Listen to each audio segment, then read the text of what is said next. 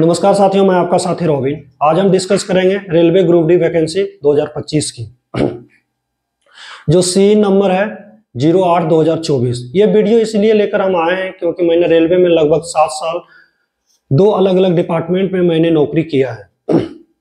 एक तो मैंने इंजीनियरिंग में किया लगभग 3-3.5 साल, और ऑपरेटिंग में भी 3-3.5 साल मैंने जॉब किया। ये वीडियो इसलिए हम बना रहे हैं क्योंकि अक्सर हम लोग क्या करते हैं, पोस्ट जो चूज करते हैं फॉर्म भरने के समय, वो हम लोग गलती कर बैठते हैं। जब हम लोगों की ज्वाइनिंग होती है, मेरिट बनती है, जब वहाँ हम काम करने लगते हैं, तो वहाँ पे ये देखने को मिलता है कि यार काश ये पोस्ट उस समय हम चूज किए होते तो आज हम भी इस पोस्ट से स्टेशन मास्टर, गुड्स गार्ड या टीसीसीसी बहुत कम ही समय में बन पाते, या इस पोस्ट को हम चूज करते तो इसमें मुझे कुछ ज्यादा सैलरी मिलती। आपको हम बता देना चाहते हैं कि रेलवे ग्रुप डी से आप बहुत कम ही समय में आप स्टेशन मास्टर, गुड्स गार्ड, टीसीसीसी बन सकते हैं। और या आप ग्रुप डी से ही आप जैसे ज्वाइन करेंगे 1-2 महीने के बाद आपका सैलरी 60-70 हजार हो जाएगी। ऐसे भी कुछ पोस्ट रेलवे में हैं। मैंने काम किया तो मुझे पता है कि रेलवे के अलग अलग डिपार्टमेंट में क्या क्या काम है और क्या क्या फायदा होता है और क्या क्या नुकसान होता है। क्योंकि अक्सर जब हम लोग फाइनली ज्वाइन करते हैं तो वहां मुझे कमी महसूस होती है कि काश यार हम ये पोस्ट चूज करते तो यहाँ पे मुझे बहुत फायदा होता। जो भी एनटीपीसी के माध्यम से स्टेशन मास्टर, गुड्स गार्ड, टीसीसीसी नहीं बन पाते हैं, वो इस पोस्ट के माध्यम से आप 3 से 4 साल में भी आसानी से वो पोस्ट हासिल कर सकते हैं। इसमें कुछ ऐसे पोस्ट है जिसमें सैलरी भी बहुत ज्यादा है, शायद आप सोचे भी नहीं होंगे।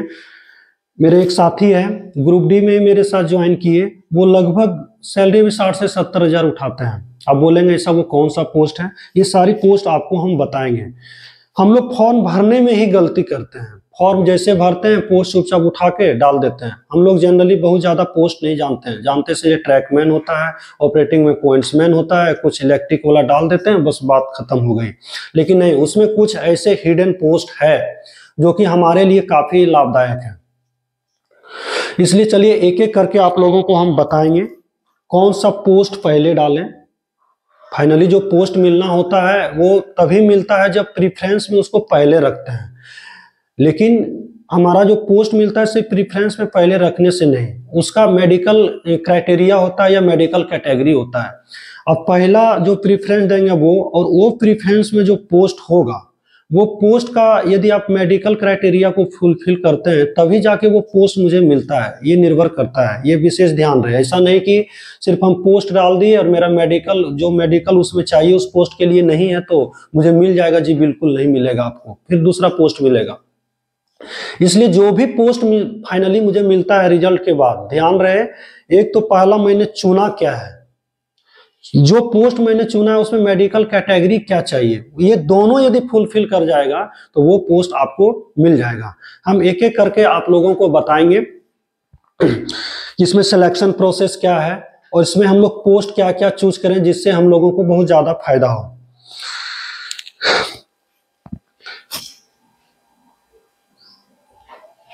पहले जनरल इंस्ट्रक्शन आप लोगों को कुछ हम बता देते हैं। ऑनलाइन जो स्टार्ट हो गया है वो 23 जनवरी 2025।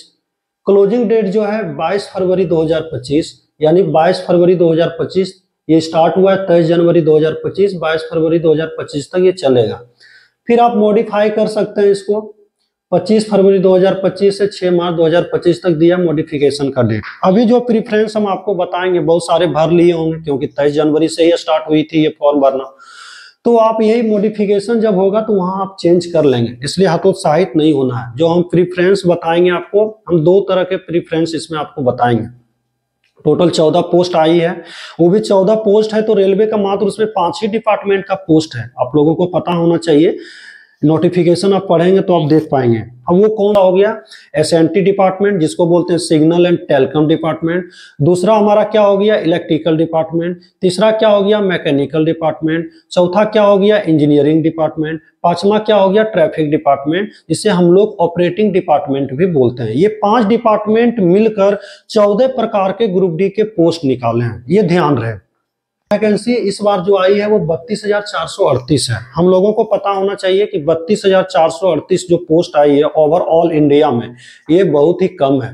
ऐसा इसलिए बता रहा हूं क्योंकि इसमें तो आपका 20% CCAA course completed act apprentice के जो लोग हैं, जो रेलवे अप्रेंटिस जो करते हैं, उसके लिए 20% रिजर्व सीट है। तो ये 20% है, तो 32 दूना 64, लगभग 6400 सीट तो उसका रिजर्व हो गया। फिर इसी में हैंडीकैप वाले का है, डिसेबिलिटी वालों का, ये सब हो गया। तो ये मिला जुला के आपके पास कितना बचेगा, 20-22 हजार के आसपास आपके पास सीट बचेगा, वो भी ओवरऑल इंडिया के लिए। तो बहुत कम ही सीट होगा। तो कंपटीशन वैसे भी टफ रहेगा। कहीं 1 लाख सीट आता था, अभी हम लोगों के पास मात्र 20 से 25 हजार के आसपास, 32,438 के आसपास सीट है। उसमें से भी जनरल लोगों के लिए जो डिसेबिलिटी को छोड़ दिया जाए, तो उसके बाद छोड़ने के बाद कि लोगों के पास 22 से 23 हजार सीट बचेगा। तो ये बहुत कम सीट है। उम्मीद है कि सीट बढ़ भी सकता है बीच में। तो ये टोटल ये वैकेंसी आई। यदि हम बात करेंगे कि ये जो वैकेंसी आई इसका लेवल क्या है, तो बोलेंगे ये लेवल 1 का पोस्ट है। लेवल 1 के पोस्ट में बेसिक कितना होता है, 18,000 होता है। पे बैंड इसका 5200 से 20,200 होता है, और इसका बेसिक कितना होता है, 18,000 होता है। ये थोड़ा जनरल इंस्ट्रक्शन है। एज लिमिट की बात करेंगे तो इस बार एज लिमिट हमेशा अक्सर जो एज लिमिट आता था वो 18 से 33 साल आता था, ध्यान रहे। लेकिन इस बार एज लिमिट जो है 18 से 36 साल है। ये 18 से 36 साल क्या है, तो बोलेंगे ये 18 मिनिमम हो गया। यानी ये फॉर्म, इस ग्रुप डी का फॉर्म वही व्यक्ति भर सकते हैं जिनका कम से कम 18 साल एज हुआ हो। वो भी कहां से 18, 2025, यानी 1/1/2025 तक, 1/1/2025 तक जिनका 18 साल पूर गया है वो इस फॉर्म को भरेंगे। 36 साल क्या हो गया, ये मैक्सिमम एज हो गया। इससे ज्यादा वाले नहीं भर सकते हैं। पहले क्या था, मात्र 33 साल ही मैक्सिमम एज। इस बार 3 साल ज्यादा दिया गया क्योंकि कोरोना के समय बहुत सारे लोग प्रभावित हुए थे, फॉर्म को नहीं भर पाए थे या उनका बहाली नहीं आई, तो एज एक्सपायर कर गया। तो उसमें इन लोगों को बेनिफिट दिया गया कि आपको 3 साल हम एक्स्ट्रा दे रहे हैं ताकि आप फॉर्म भरने से वंचित नहीं हो। इस एज लिमिट में कुछ कैटेगरी जैसे नॉन क्रीमी लेयर ओबीसी वालों के लिए 3 साल का छूट है, SC ST के लिए 5 साल का छूट है। मतलब जो ओबीसी नॉन क्रीमी लेयर होंगे 36 और 3 38, मैक्सिमम उनका 38 साल हो जाएगा। जो SC ST हैं उनका मैक्सिमम कितना हो जाएगा, 36 5 41 साल हो जाएगा। पहले कितना था, ओबीसी के लिए 33 और 3 33 और 5 38, इसका ओबीसी के लिए 33 और 3 36 साल ही था। इस बार 3 साल का बेनिफिट दिया गया। जो सिलेक्शन प्रोसेस की बात करते हैं, इसका सिलेक्शन प्रोसेस हमारा 4 चरणों में होती है। पहला तो CBT होता है, कंप्यूटर बेस्ड टेस्ट। जब CBT आप पास करेंगे तो आपको फिजिकल इफिशियंसी टेस्ट के लिए बुलाया जाएगा, दौड़ के लिए। अब फिर दौड़ जब हो जाएगा, उसमें पास करेंगे तो आपको DV के लिए, डॉक्यूमेंट वेरिफिकेशन के लिए बुलाया जाएगा। डॉक्यूमेंट वेरिफिकेशन के बाद मेडिकल टेस्ट होगा, तब जाकर फाइनली मेरिट बनता है। मेरिट के बाद भी इसमें पैनल बनता है, पैनल जिसको बोलते हैं हम लोग, जिसमें ये पता चल पाता है कि मुझे मिला कौन सा पोस्ट। मेरिट में तो ये नहीं पता चलता है, मेरिट में सिर्फ ये पता चलता है कि मेरा नाम इस बोर्ड में आया है, मेरा मेरिट बन गया। लेकिन ये नहीं पता चल पाता मुझे क्या मिला, ट्रैकमैन मिला या तो मुझे ऑपरेटिंग डिपार्टमेंट में पॉइंट्समैन मिला, ये नहीं पता, ये पैनल में पता चलता है। तो इस प्रकार हमारा सिलेक्शन प्रोसेस हो गया। CBT जब हम लोग देते हैं तो उसमें जो फिजिकल इफिशियंसी टेस्ट के लिए जो रिजल्ट जारी करता है वो टोटल सीट का 3 गुना करता है।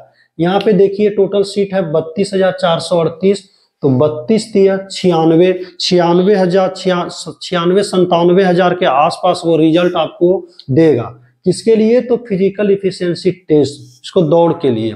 इसके बाद जो रिजल्ट वो जारी करेगा वो एक सीट पे एक ही के लिए, यानी डॉक्यूमेंट वेरिफिकेशन के लिए जो बुलाएगा आपको, एक सीट के लिए एक लड़का या लड़की को बुलाएगा। और उसी तरह मेडिकल में भी एक सीट पे एक ही के लिए बुलाया जाएगा। तो 3 टाइम्स से फिजिकल इफिशियंसी टेस्ट के लिए देगा।